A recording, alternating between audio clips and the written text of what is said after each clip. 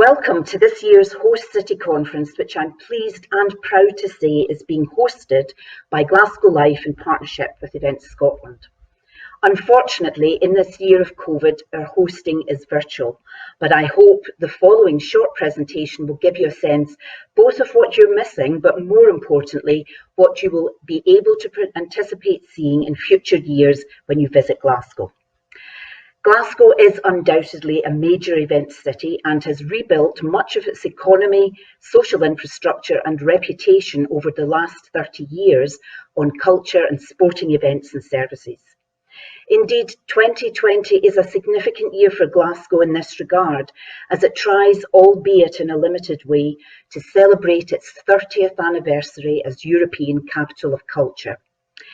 Just as many were astonished at Glasgow receiving this accolade in 1990, I'm sure they would all be equally astonished now to see the huge success of Glasgow over that 30-year period as a cultural, sporting and events city.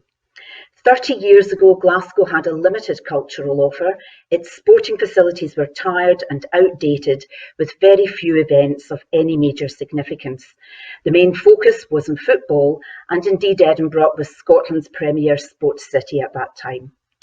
Who would have imagined then that 30 years on, Glasgow is number one in the UK outside London for the scale, quality and attendances of its museums, its live music performances and attendances, breadth and range of cultural sector capacity, its TV and film production capacity, home to more Turner Prize nominees and winners than any other city in the UK, with a rich choice of higher education institutions, including the world-renowned Royal Conservatoire of Scotland and Glasgow School of Art.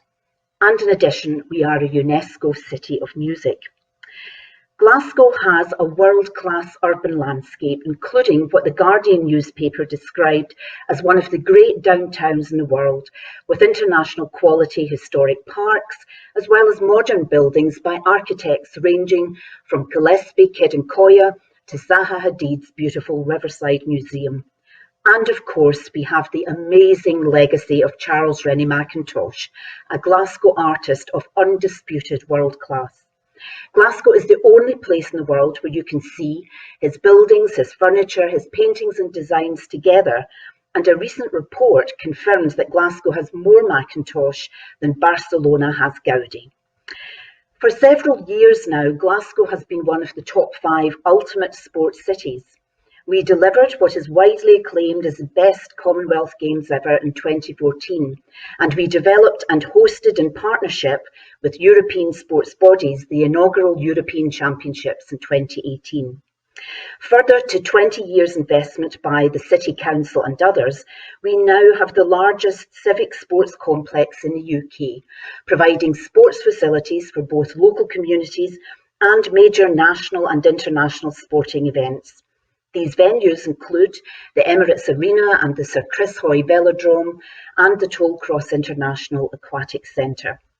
We are home to international brands such as Celtic and Rangers football clubs and the Glasgow Warriors rugby team, and we inspire and support participation, developing local clubs and other pathways to engagement in sport.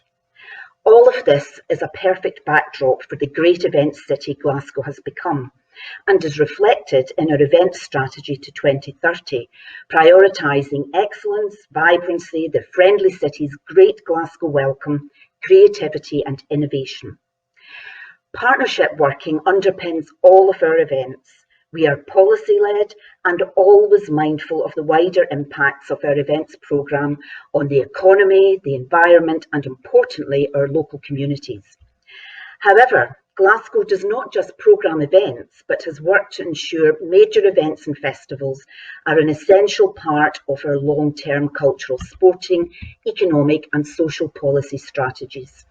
We seek to utilise and upskill existing expertise. We integrate wherever possible cultural content within major sports events. We engage with existing sectors and organisations, including the wider public sector, the business and commercial sector, and the third sector, which incorporates so many volunteering and community organisations.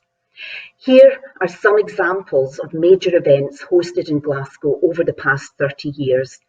Everything from 1990's European Capital of Culture programme through to the World Gymnastics Championships in 2015, the Turner Prize at Tramway the same year, the World Badminton Championships in 2017, the European Indoor Athletics Championships in 2019, and next year host to some of the UEFA Euro 2020 matches.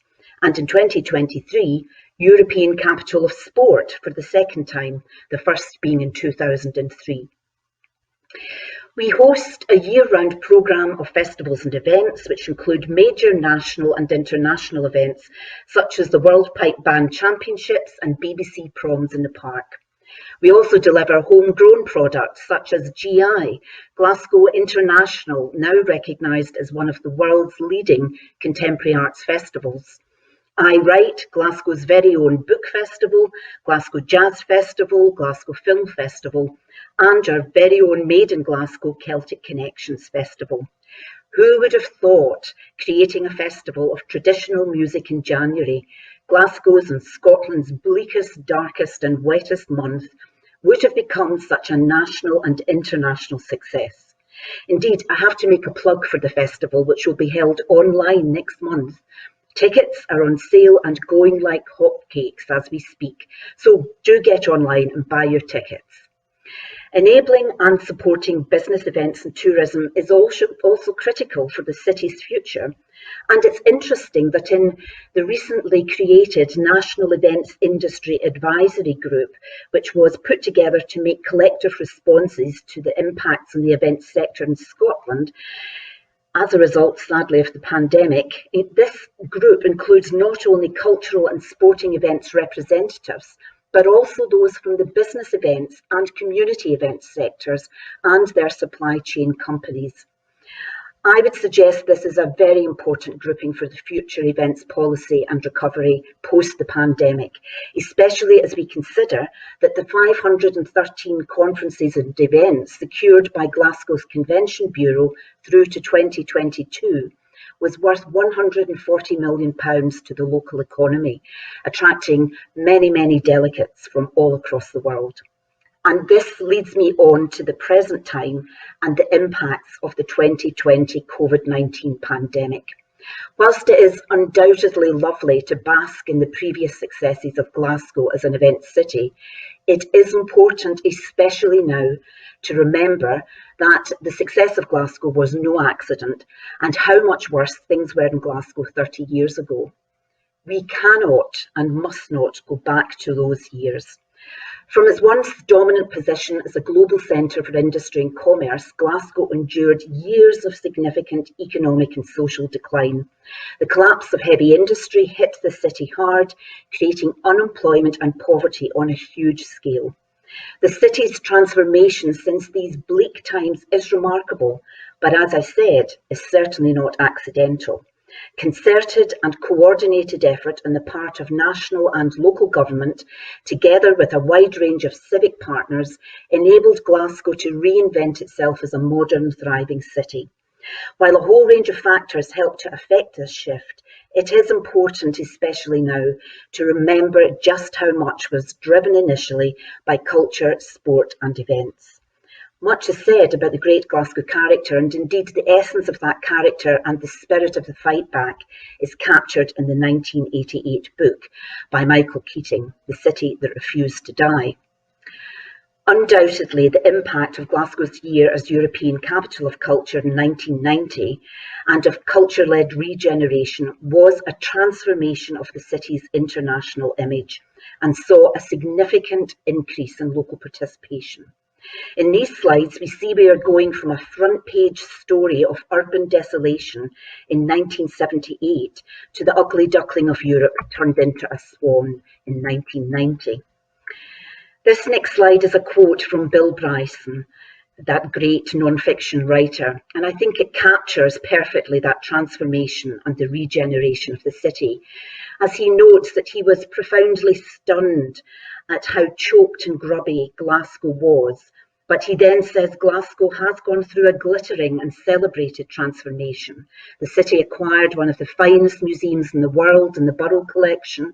It has splendid museums, lively pubs, world-class orchestras, and no fewer than 70 parks. Glasgow's tourism and visitor plan encapsulates the scale of our ongoing ambition to harness the power of culture, sports and events to bring visitors to the city, and in doing so create wealth, well-being and employment. While so much of our ambitions were halted in March earlier this year, we needed to recommit more than ever to a vision which places our world-class culture, heritage, architecture, music, sports and events at the heart of the city's and country's recovery plans going forward. Glaswegians are a major asset who impress visitors with their friendliness and humour. In fact, this is a huge part of what makes Glasgow a vibrant city. All our civic facilities and all our events have a dual function of serving local people and welcoming visitors, as well as projecting the city's reputation worldwide. We need now to bolster our strategic partnerships with national tourism agencies such as Visit Scotland and Visit Britain and Events Scotland to influence investment in the presentation and visibility of Glasgow and Scotland through culture, sports and events. The award-winning city brand, People Make Glasgow, captures our unique identity, and going forward we need to ensure we engage citizens in our recovery plans and our services, as the people of Glasgow are our best assets. And we do know from current research that people desperately want to come back to events and collective celebrations. It's frankly part of what makes life worth living, and we mustn't forget that. Although the challenges facing the whole event sector, which has without doubt been devastated as a result of the COVID-19 pandemic, we still need to remain ambitious and optimistic for the future. Certainly in Glasgow, and based on a number of very important partnerships with national government, events organisations, sporting and cultural bodies, and the people of the city as volunteers, supporters and participants, we have a number of great events and opportunities still to look forward to. These include the UEFA Euro 2020 Championships, which will now be held next year, along with the Glasgow International Visual Arts Festival, Transmit, one of Glasgow and Scotland's major music festivals, our multicultural Mela, and then in 2022, Festival UK, and in 2023, the UCI Cycling World Championships.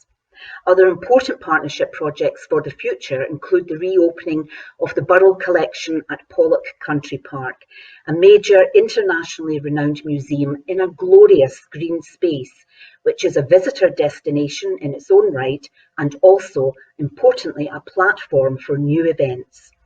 Similarly, continued partnership with national agencies, film and events producers at the Kelvin Hall and the Mitchell Library will hopefully see the emergence of 2 additional venues for innovative new events developments over the coming years.